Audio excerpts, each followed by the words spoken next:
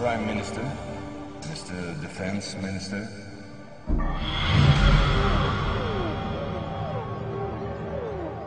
General, allow me to introduce myself. My name is François Rousseau. I'm in charge of an informal research group, which does not appear in your organization charts. Our president, to whom I personally and exclusively refer, thought it useful, if not necessary, that I clarify for you a certain number of issues. You think that as initiates you're better informed than most people. Allow me to doubt.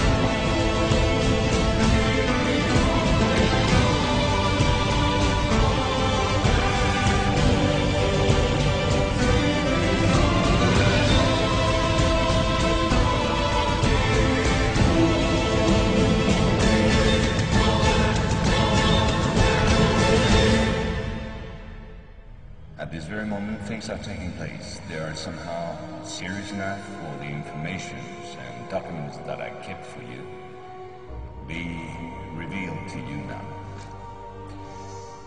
In a word, a manipulative operation unparalleled to this day on a planetary scale is being implemented and will be the final subject of my talk. As regards our era, everything in reality started just before World War II. Hitler had broken certain taboos, such as taking recourse to occultism and secret societies. The Ahnenerbe, a Nazi organization assigned with, among other things, archaeological and anthropological research, found this during an expedition to Afghanistan. This flying object is called Vimana, or Astra, by the Hindus.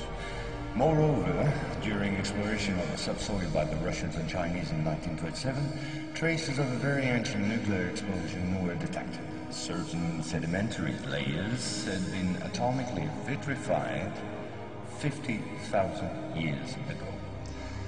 The very same phenomenon can be observed around today's nuclear test sites.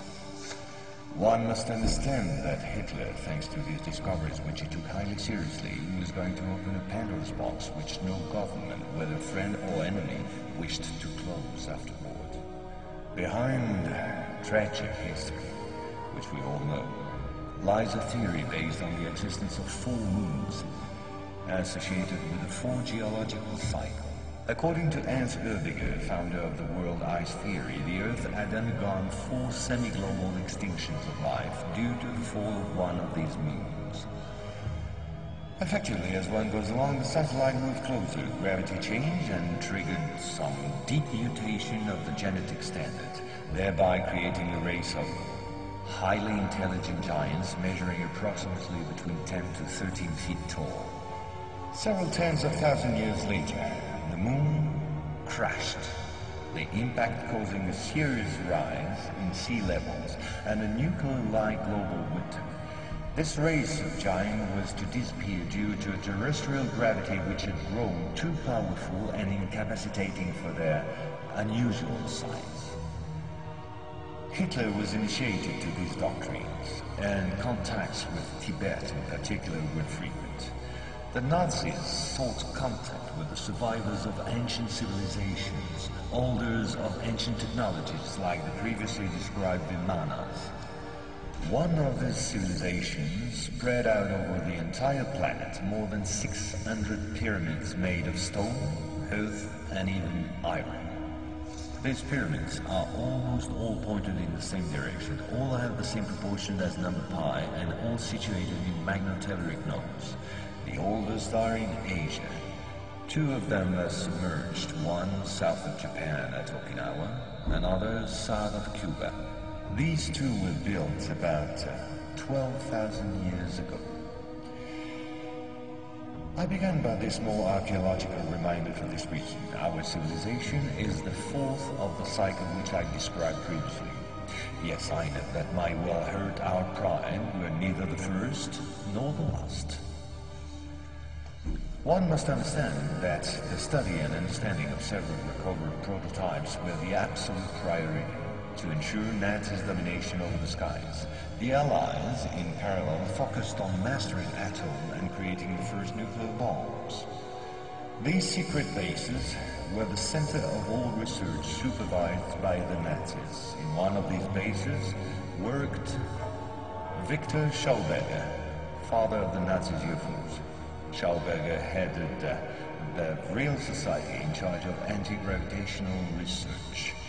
He died in 1958 in Texas, while working under protection of the United States on the improvement of his own flying saucers, which have since become American.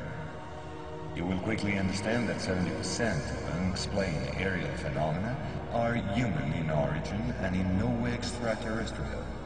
Once World War II was over and Nazi technology had been systematically plundered by both Americans and Russians, the first challenge was to carry on and even complete the Nazis' research in great secrecy. The program, called Project Rainbow, especially known for the Philadelphia experiment, was the immediate proof. Mathematician von Neumann, who collaborated with Albert Einstein and Nikola Tesla on behalf of the Navy, succeeded in accidentally teleporting a Cannon-class destroyer escort, the USS Eldridge. These photos, supplied by Morris K. Jessup before his suspicious death, are rare testimonies for this unique experiment.